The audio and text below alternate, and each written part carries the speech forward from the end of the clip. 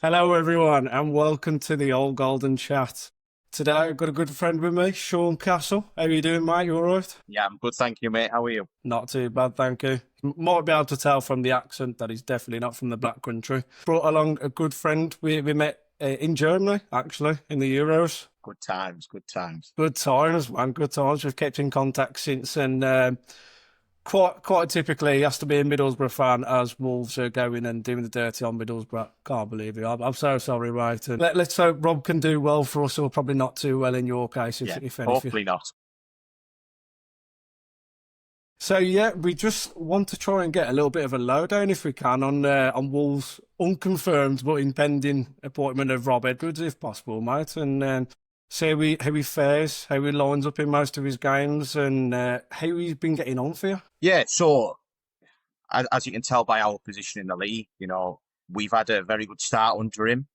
He doesn't play the most attractive football, and he's pretty much been sticking to the 3-5-2 formation. Loves the wing backs, but we've brought some actual proper wing backs in. So it's working great. But again, if you look at the table, goal difference is our goals for is very low compared to the other teams up there, like Coventry. I think Coventry have 20 more goals than us. It's crazy. We've made ourselves really good defensively, but the attacking side and the creativity, it seems like it's lacking. Which is obviously, as a fan, you want to see goals, you want to see entertainment, and Yeah. we scored 2 goals on the weekend, and we've barely scored more than 1 goal every time we've won. We can't complain where we are in the league. It's been a very good start for us. To be fair, that is something that I picked up. I was looking at the league table the other day and noticed Coventry has been absolutely flying, all credit to them. But I noticed their goal difference in comparison. It kind of led me to have a little look into what's been going on at Middlesbrough since all the news was kind of came out. And I saw that he was averaging about a 1.4 goals expected per game, which, to be honest, to a Wolves fan sounds like a dream at the minute because we're coming at a barn door. But it's interesting you talk about him playing in a kind of a 3 at the back formation, because it's something that Wolves have been relentless in doing for such a long time now. Unfortunately, we probably don't have the wing backs to play in a 3-4-3 or a 3-5-2 or so. How does he usually utilise going forward? He does everything comes from the wing backs, basically. The wing backs in Hayden Hackney, they what make our team tick. We've got Britain, who plays right wing back, who is one of our most attacking threats. The way he gets down the wing and he's producing crosses and chances. But it's as if he can't decide what he wants to do with the forward line. He's chopped and changed with Sen, Conway, Whitaker, and he's kind of struggled to get a goal threat out of any of them. We signed Strelic as well. Strelic came off the back of an unbelievable goal against Germany. We were thinking he's the next big thing, and none of them have fired at all. And we've literally relied on our defensive stability. That's how we've got by. Attacking wise, we're very blunt. We've struggled in a lot of games, if I'm honest with you, to break teams down. But the fight's been there. It's as if he's installed, a real fight mentality, and the midfielders of Hackney and Morris have come on leaps and bounds under him. So I think, maybe his man management has been really good for us, to be honest. In games, as a Middlesbrough fan, we've had a rough couple of seasons. We haven't been giving up. So even if we've got 1-0 down, we're still fighting. We've snatched a couple of late draws, we've snatched a couple of late wins. So we've got a good fighting mentality, but yeah, we're just a bit blunt attacking wise anyway. Yeah, it's interesting you should mention Hayden Hackney, because obviously we apparently put in a bid for him towards the end of the end of the transfer window just gone. I was hoping and praying to get that one over the line. I think he's an incredible footballer. He's a very good, and it was a surprise that I believe we accepted a £20 million bid from Ipswich at the start of the season. And he apparently he said no. So he's a great player, and I think he will get the move. He might get a move in January, if I'm honest. It'd be a shame, because I think I watched the Birmingham game on Saturday, and I was specifically looking out for that midfield battle, because Birmingham have got a loanee from us in Tommy Doyle, and I was kind of looking at the back and forth between Tommy Doyle and Hayden Hackney. And if I'm going to be honest, Hayden Hackney absolutely bossed that game. He was super. He took the goal very, very well for the weekend. I would say that he meant it, by the way, that He probably did, yeah. I think he knew it was going wide, so he just redirected it. He's a hell of a footballer, a very good footballer. I think if we don't go up, it'll be a matter of time before he moves on and we cash in. Well, I think you'll be lucky anyway, because even if somehow Rob performs a miracle and we stay up, I don't think we've got any ties to be able to bring Hayden Hackney to the Molineux now, have we? I think if Wolves come knocking, we're turning them away.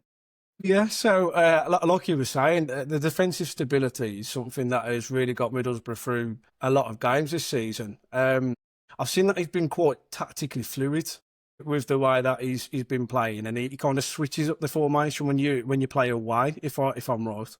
Yeah, he will sometimes go back to the back four, but again, we've just the defenders that we've got at the moment are solid. We've had a couple of injuries.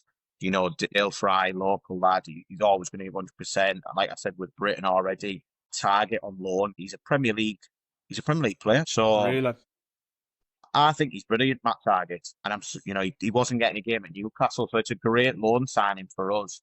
And then obviously he's chopped and changed with the other centre backs, with Lennon getting injured and things like that. But no matter what we switch to, we're comfortable with it, and we've been just so defensively sound all season. I suppose that's a good thing for us. I mean, I know of Wolves this season, we've been so lacklustre defensively, and everything that we've kind of done this season under Vitor Pereira has kind of been in the back three or the back four. We've gone long every time to a striker that hasn't been able to hold the ball up.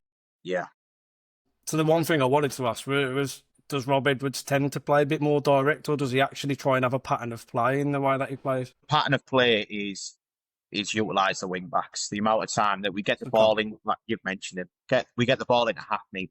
Hackney pulls the strings, we fling it out wide, whether it's Target bombing forward, Britain, and we always try and do that. It's very rare that we break teams down through the middle unless Hackney makes a late charge into the box. But a lot of our goals have come from getting it down the wing back position, cutting it back, and then obviously the finish. Yeah. I mean, to be fair, the one good thing about Wolves at the moment is our central midfielders. So we've got two really decent midfielders to be able to utilise. I'm just hoping that he'll be able to bring the best out of the forward line. I know you've said that the creative outlet is probably the one thing that Middlesbrough haven't really seen this season. But the one thing that maybe Wolves fans would probably need to hear is what you mentioned about him galvanising the players, in terms of if they do go 1-0 down, there's always a fight, there's always a battle, because we've been so bad at conceding first in almost every game this season. I think bar Spurs, maybe Brighton. And if we've got a manager who doesn't, when we go 1-0 down, will keep the battle going, I think that's something that we've definitely struggled with. And yeah, 100%. Yeah. Molineux was one of the hardest places for the big teams to go to over the years. So to see you, I watched you against Chelsea and it just rolled over. And yeah, did you have a shot on target or? No. Yeah. No. We had 3 shots all in the game and not on target. And that is been the constant theme. Every single week we've kind of rolled over and let teams tickle our belly and go and score 3 or 4 goals. And that's something that we couldn't. We need Rob Edwards to be able to come in and bring us a bit of defensive stability, because I think Wolves fans would absolutely take a 1-0 most weeks, or a 1-1 or a 0-0. 100%.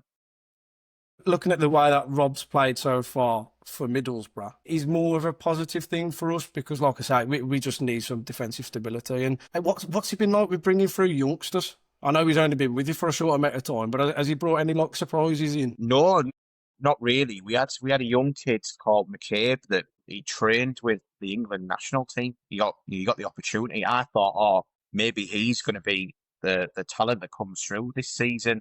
But no, he hasn't really played any of the youth lads apart from Dale Fry and obviously Hackney. But the rest of them are all players that we've very recently signed in, to be honest. The best player that he's brought from the youth is Solbrin, the keeper. He's had numerous loan spells, and that's one thing we've struggled with. We tried Dieng in goal, it wasn't working. We had the Australian Tom Glover. It just didn't work no matter what we were doing. There was too many mistakes. we were giving the ball away from the keeper. And since we put Sol Bryn in, he's like an old-fashioned keeper. Doesn't do anything. He doesn't want to play out from the back, just solid. And I can't really fault him, to be fair. He's been one of our best players this season. But apart from him, Hackney and the obvious ones, he's not really brought any new ones through, to be honest. Well, I mean, it's good to know that he's had a decent keeper at Middlesbrough, because when it comes to Wolves, he's going to have a shock. Jose Sarr and Sam Johnston, ain't them been good? I watched Match of the Day, funny enough, this morning, and I watched Sam Johnson just punching everything and flapping at the shots, and I thought he was a decent keeper when he was at West Brom, but it's a confidence thing. Do you know what I mean? You know this. Yeah, it is. When you're losing games 3 or 4-0, you don't want to be the reason why that's happening. So you make rash decisions, or you won't do the basics sometimes. You just try and fist it over the bar when you don't even need to do that. You should be trying to catch it, but it's a confidence thing, isn't it, at the end of the day? Yeah, it is. It is. I mean, one thing I'd like to ask as well, because it's a massive bugbear with the way that Pereira was towards the end of his tenure. What's Rob Edwards like with substitutions? Does he go quite late? Is he quite proactive, or he's proactive? And for once, you know, for the first time in a long time, we actually have players on the bench that we can bring on and make a difference. So no, he has been quite proactive with his bench and the changes, and it's managed, you know, to get us goals from players that have came off the bench. We have a lot of options, so we've got Sen, the striker, for example, always comes on 60th, 70th minute. We'll swap him and Strelic over and over again. So we've got options, even though they're not producing as much. Yeah, he does make, you know, only about the 60th, 70th minute, pretty much every game, he'll make a couple of changes. Yeah. Okay, I mean, that's good. You're going to have to fill me in here, because I haven't watched much of the Championship football in a while. I'm going to get used to it next season, obviously. But we've got 2 forwards, both over like 6'3". Has he ever utilised any like big players? Because like when you say when he's playing wing play, he's going to struggle with probably our right wing back, because Chacho just doesn't get down the line and deliver anything in the box. But we have got tall strikers. If the wing play is there to be utilised, maybe it's something that he could choose. Yeah, we don't have much height, if I'm honest with you, especially across the front line. You know, we're dangerous on set pieces. Our centre backs are big, good in the air, but no, he doesn't really utilise the height. But you're right, with the way he likes to get wing backs forward and crossing the ball, it'll probably suit Strand Larsen. I hope so, because he's had a mare of a season so far. Well, I bet he's wishing he moved, didn't he? He had the chance to go to Newcastle, didn't he, at one point? Yeah, 60 million we turned down for him in the summer. It was a hard one, really, with Strand Larsen. I was very much in the camp for keeping him, because we'd already lost Cunha, Ainori, Semedo. But you've got to look at that there. You've lost so many core players. You know, only the other season you lost Kilman, who was a good centre-back. You've lost Semedo as your right-back, who was captain as well, wasn't he? So We've got this nasty habit at the minute of the last 5 captains that we've appointed have all left the season after. So to be fair, Otti Gomez probably is one of the worst centre-backs in the Premier League that I've seen over the last year and a half. So seeing as he's our captain, maybe he'll be the next one out the door. We don't know. Yeah, I'm interested to see what Rob Edwards does do, to be fair. But what we've kind of seen the reaction online, but from an actual Middlesbrough fan yourself, how do you feel about the deal? I think it was just shocking, to be honest. You know, he signed a 3-year contract. He's give us 6 months, but I live in the real world. You know, the pull of the Premier League, he's probably going to get more money. Like you said earlier on to me, he lives local, so it makes sense in so many ways for him to do that. It's just the way that he's gone about it. And, you know, there's a video gone viral of him saying how he's grateful for the club, grateful for the fans, how great the chairman is. You know, we're 3rd in the Championship, fighting to be up there, and he's joining a team that, from our point of view, is doomed. You know, and he'll be back in the Championship next season. But from a club point of view, the fans have turned on him. You know, the home crowd were singing all sorts about him. We had clubs putting signs outside saying he was bad. It's 3 carnage, you know. And I think there was one place with like Manjaro's where he went for food. They put things in his ban and he's not allowed to palm ever again. It's He's completely cut ties with Middlesbrough, then, isn't he? God, if he ain't even allowed in the pubs or the restaurants. And I've heard we're due a decent compensation deal. I think it's between 3 and 4 million. So we'll Yeah, take that, and hopefully, we can get a decent manager in. Someone who's more attacking minded and can really try and push for the top 2 spot in the championship. Because I think I might be biased, here, but I believe we're a Premier League club. Through the 90s and the early 2000s, we were a staple of the division. We beat the big teams. We done well in you cups. were. Yeah, Um, and it's sad to see us be in the championship this long, and especially with Newcastle and Sunderland now. Sunderland doing great up there. We want that. We want to be back in the Premier League playing them in derbies. That's the yeah, goal. But I think we can only achieve that goal with the right appointment. I think if we take a gamble on someone who, we took a gamble with Carrick and it half paid off, but then he fell apart. If we take a gamble on someone else who's relatively new in his managerial career, that's dangerous. I would like to see, someone experienced coming in. We always Gary O'Neill's been mentioned. I wouldn't mind Gary O'Neill. I thought he's a good manager. I thought he's unlucky to lose his job, if I'm honest with you. Gerrard's been linked. Rogers is, Premier League manager, Champions I will League. be absolutely fuming if you manage to, and this is with no disrespect to, the impending manager of Rob Edwards, but I will be fuming if you manage to go and get Brendan Rodgers. He was my top choice. I've discussed it with you over text before. I just think he's got that arrogance about him for a team in a position of where we are and with the ownership and the state of what we've got. He's got the arrogance to be able to actually push the players, push the team, Absolutely, yeah. everybody behind the scenes. I think you've got a really good owner up at Middlesbrough, and I think I've always described you as sleeping giants. I really do like teams from up north, and 100%. we if we stay in the league this year, which is 0.999% not going to happen, I would absolutely love Boro to come up and just get rid of another London club for me. Like, I absolutely love every time I've been up at Newcastle, Sunderland, anywhere up north. The people are so nice and so friendly. And well, I don't know what the atmosphere will be like if Wolves do come to town next year. That could be a little bit toxic. He would get a horrendous reception, honestly. He would get tortured. We'd probably sell out. We'd sell out because so many fans would want to come down and give a go at him. Honestly, it'd be horrendous. You were saying there about the fans. I believe we should be in the Premier League, and our fans are phenomenal. At away games, we almost sell out every single time. We've got such a core of diehards. They deserve to be in the Premier League. Them fans deserve to see us playing the best teams. If we don't go up this season, we want a solid year. So we've started really, really well. And now we've got this. It's how we react to this. Yeah.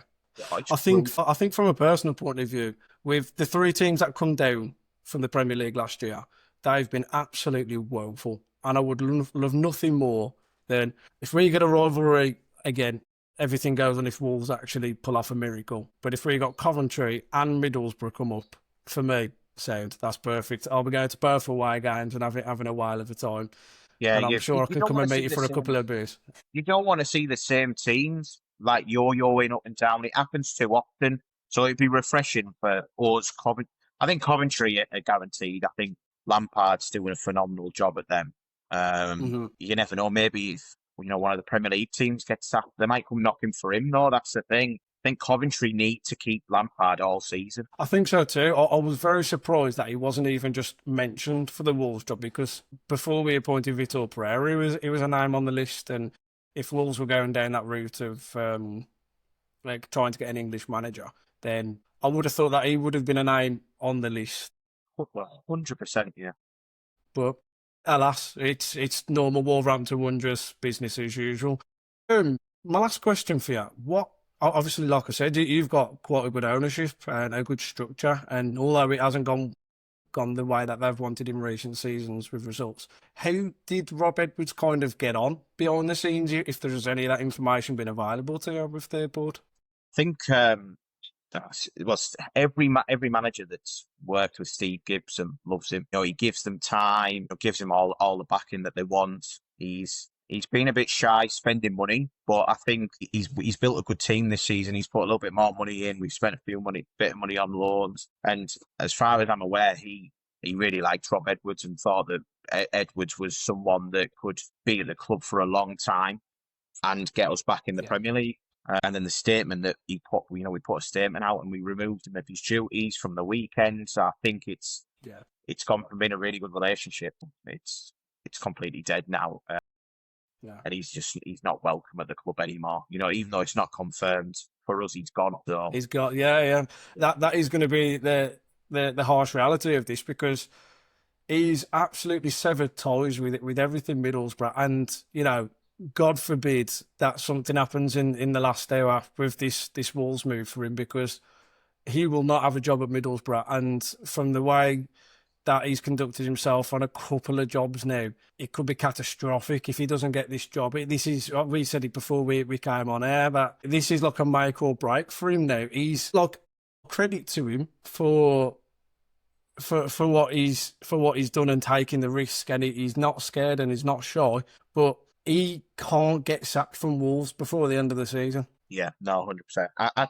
I think the way that we put the statement out and he was removed of his duties, I think there's more to it behind the scenes. I think maybe there's been an illegal approach or something like that. So I'm interested to see, once he's confirmed, if there's anything that comes out story-wise where we might get a bigger compensation deal if yous have been found guilty of, approaching him illegally, which the way that we've, as a club, have behaved to him in the statement, it makes me think that something has happened that shouldn't have, or something's not being done to the rules as such. Yeah.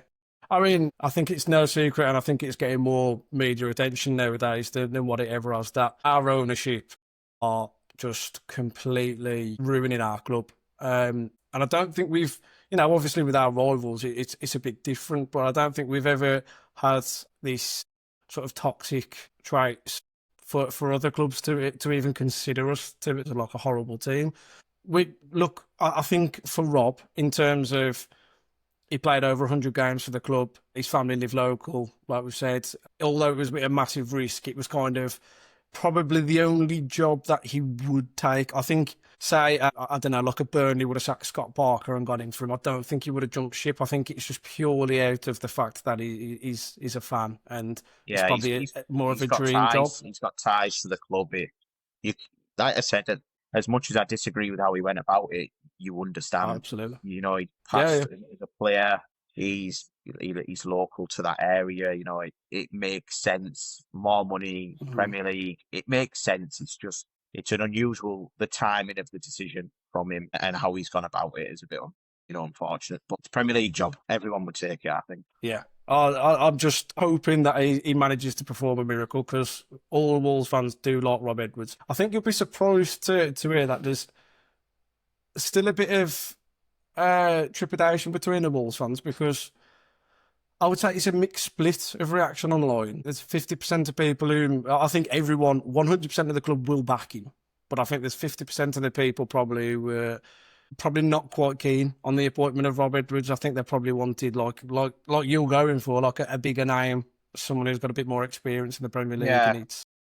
Yeah, and they're looking at things and they're looking at his behaviour, and then they're also probably thinking about when Luton were in the Premier League, and then he basically made Luton get relegated from the Championship as well. He left, and it was they were pretty much done when he left. So it's, your fans are probably thinking, is this guy good enough to get us out of the trouble? And well, then the other fans will be happy about it, because normally you have the new manager kick. When a new manager comes in, something changes, and you get a couple of good results on the board, and you guys are just desperate for points at the moment, really. Yeah, I mean, I mentioned it before. He's got such a tricky fixture list to come into that Crystal Palace, Oliver Glasner.